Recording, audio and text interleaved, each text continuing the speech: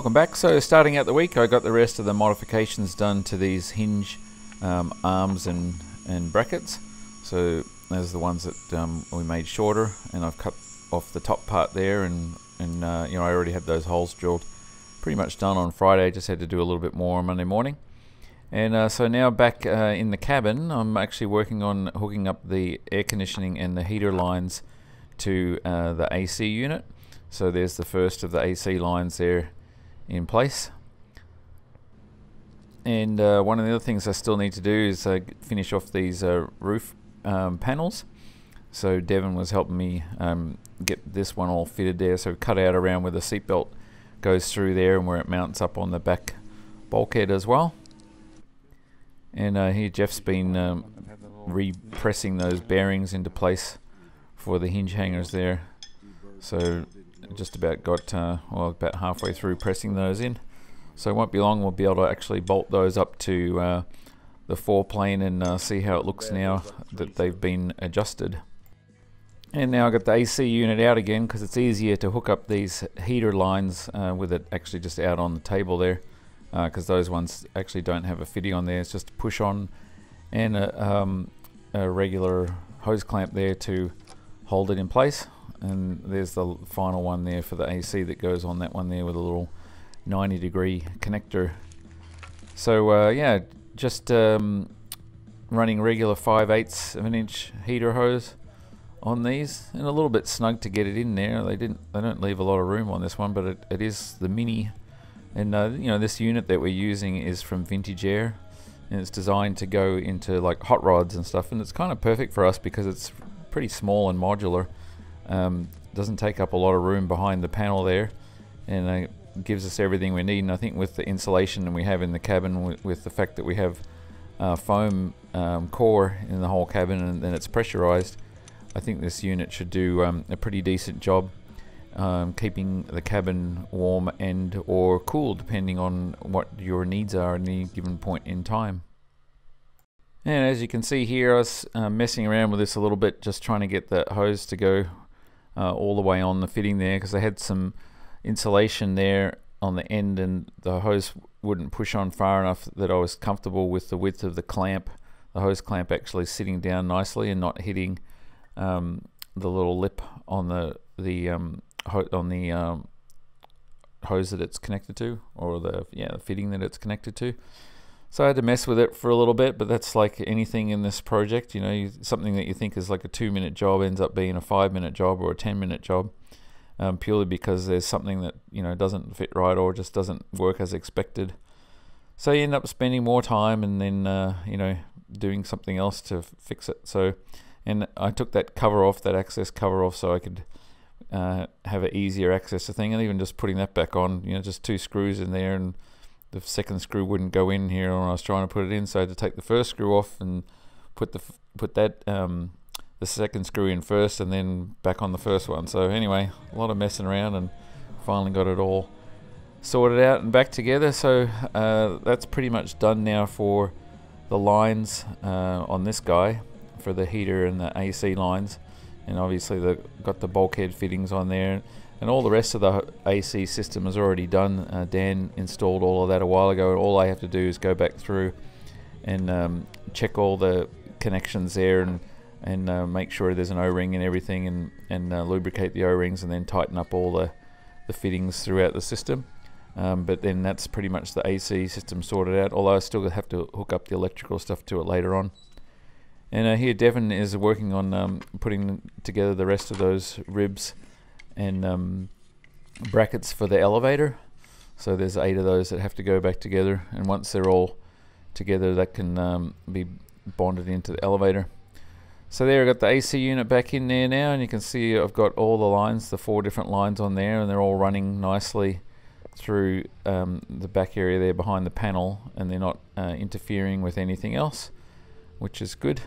So it's kind of busy behind there, but there's actually still a lot of room behind there for everything that's going in there. It's not, you know, it's definitely you know, a lot of stuff going on, but it's not disorganized, at least in my opinion. So there you can see the side sticks moving the center stick without banging into any of those lines. And here Jeff and Devin are getting ready to close out the other strake tank, the one on the right hand side.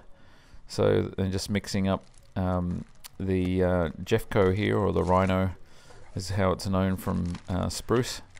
And Jeff just puts it in a baggie there and just does the old icing sugar type thing, like if you're decorating a cake. Just squeezes that out and cuts the corner off there, and he's got a nice way of putting out a nice measured amount of the Jeffco on all the flanges in the strake tank there, as you'll see here in a second. And he puts a pretty nice fat bead on there, because you definitely want this to seal you know, properly the first time, and not have to worry about coming back and trying to add more. So you know, we've got a nice wide flange on there as well, so the more the better when it comes to this stuff, because you know, this is where all the fuel is going to be in the wing there.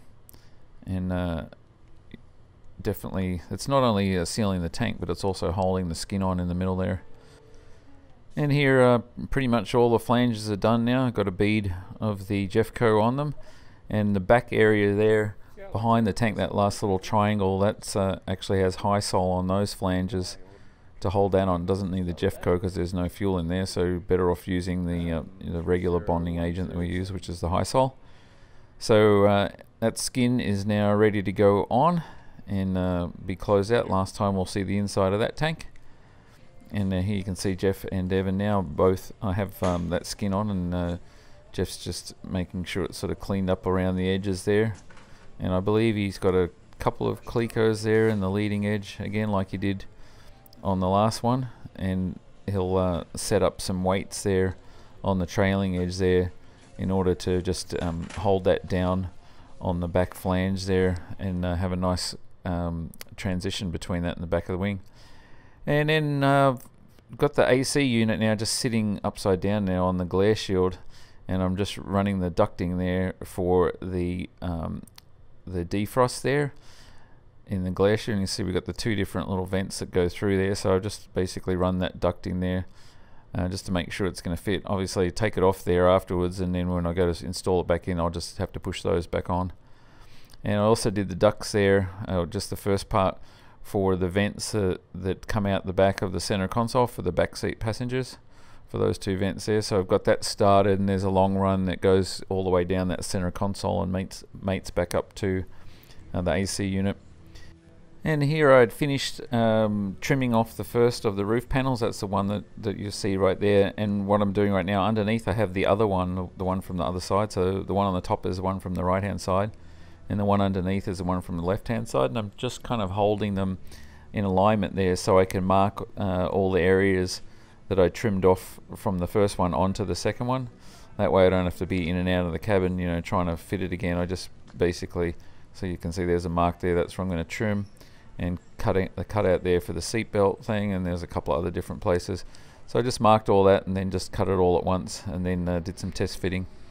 And you can see Jeff's got all the weights and stuff on the trailing edge of the wing there, in order to keep that skin sitting down nicely in alignment with the rear part of the wing. So that's what happened there on Monday. And now we're on to Tuesday, and so there's that second panel now. Actually just sort of taped it in place there. It doesn't weigh hardly anything. And you can see I've got the seatbelt coming through it there, so that looks nice and clean. You can just pull that out of there, and it's, you know, obviously coming from the back there, the back bulkhead there. So that worked out nicely. And again, these panels, the roof panels, are going to be covered in that black ultra suede, and I think that's going to look super nice. So the two panels now are ready to go off to the upholsterer, so probably end up taking those there before the end of the week. And Devin's almost done with bolting up these brackets there to those ribs for the elevator.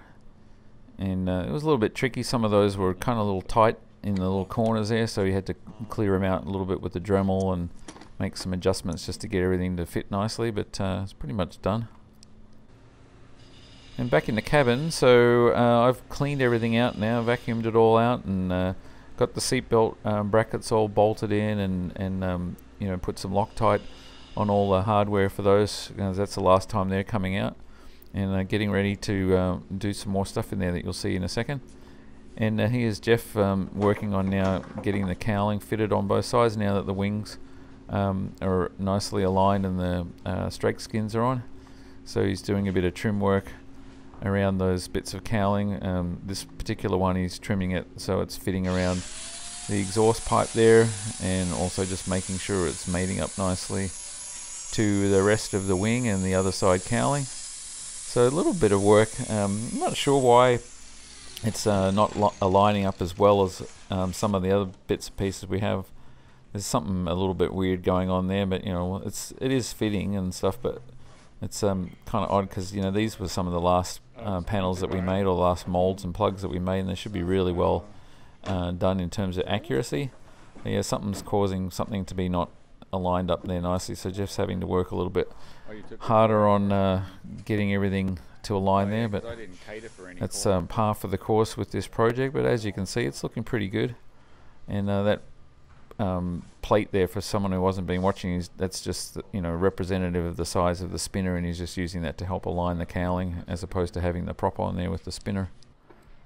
And so back in the cabin, as you can see, I'm just starting to get the carpet sorted out here, and this is just an initial fit. It's not going to stay in there. I just wanted to get it cut and trimmed. And the carpet that I have here is more like sort of like a trunk liner. I like it. Kind of like the texture and stuff of it. Just plain black, and there you can kind of see it. Anyway, I'm not spending a lot of time or a lot of money on doing that carpet, but I do want something in there. And I had to zip up to Brett's in the afternoon. He was finishing these off, and just needed my guidance on making sure that he didn't mess them up. So got those done, and those are the handles there. They're going to be integrated there into the armrest, and then of course the armrest will be upholstered as well. And you'll see more of that coming up soon. And while I was up at Brett's working with him on that, Devin was cutting these tubes that came in from spruce, and these are the ones that are going to make up the new longer push rods for the elevator control, going sort of left and right out to the elevators. And also he got these little inserts there. I'd already had them that I'd made up at Brits a while ago, but he had to drill them out to a larger diameter and also tap those, so they'll get some AN4 rod ends in them.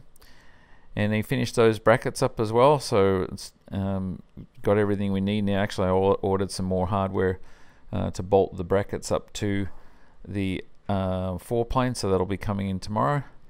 And Jeff made some good progress over here with the cowling, starting to get it right where it needs to be. Still got a little bit more work to do, but once he's got that all sorted out, the wings can come off and then get closed out.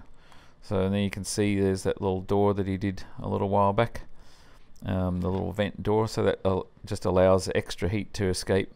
There's going to be a 1-inch gap around the cowling to the spinner, so that'll allow heat to escape like all the time, but then this cowling is just sort of for extra heat dissipation.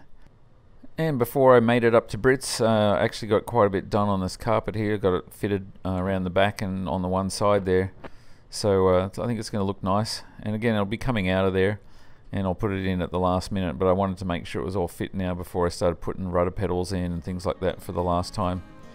So now that that's pretty much done, I've got to spend maybe another half an hour on that. Tomorrow I can get on to the next part of installing possibly some of the avionics. So that's our update for the first half of this week, and join us again on Saturday and see what we get up to, and thanks again for watching.